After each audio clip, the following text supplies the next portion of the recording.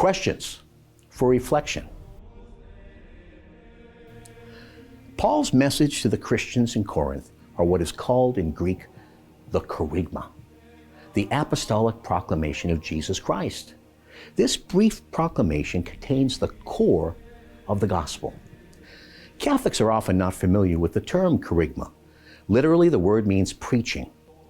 Paul reminds us in Romans 10, verse 14, how then can they call on the one they have not believed in? And how can they believe in the one of whom they have not heard? And how can they hear without someone preaching to them? Paul preached what was handed down to him. That is sacred tradition. When Paul preached the kerygma, it was not just him giving a sermon or an instruction on a particular aspect of the Christian faith. Rather, it was explaining the very foundation of the faith, the message of Jesus' life, death, and resurrection, what it means as the very means of our salvation, and how we must respond, and not just once, but continually. Notice the primacy of the resurrection. To be an apostle, one must have been a witness to the resurrection. Paul was, but as he says, out of the ordinary course. Jesus appeared to Paul after he had been raised in that encounter on the Damascus road. How often do we hear the kerygma preached or taught? How often do we share it with others? Are we witnesses of the resurrection? We can be. Jesus is alive. People need preachers today. In verse 1 of the Psalm of David, which we recite or chant in today's liturgy, David exclaimed, "The heavens are telling the glory of God, and the firmament proclaims his handiwork." When found in the Bible, the word firmament refers to the expanse of the universe. David saw the beauty of the created order as revelatory of the glory of God. Do we?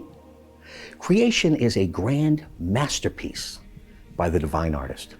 He created the world out of love, and for all who dwell upon it, it can become a manifestation of his beauty. There's a connection between beauty and the Christian vocation to manifest the presence of the living God in this world, which he still loves. To be fully Christian is to be fully human. In St. John Paul's letter to artists, he called for the creation of epiphanies of beauty and encouraged the flourishing of all the arts and a great renewal of humanity for our age. His letter began with these words from the book of Genesis. God saw all that he had made, and it was very good. It still is. How do we view creation? The first verse of the gospel appointed for today's Holy Mass is the response Jesus gives to Thomas.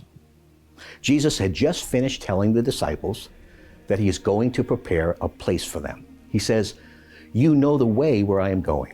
Thomas says, "Lord, we don't know where you are going. How can we know the way?" Then Jesus answers, "I am the way. I am the truth and the life. No one can come to the Father except through me. If you know me, you will know my Father too. From this moment you know him and have seen him." Then we have the dialogue with Philip. Jesus the Christ explains that he fully reveals the Father. Jesus is the face of God. He's the full revelation of the Father. Wow! One cannot come into an awareness of the fullness of this revelation without the gift of faith. And not at once either. That's why we need to continually ask the Lord for the gift of living faith. Have we done so today?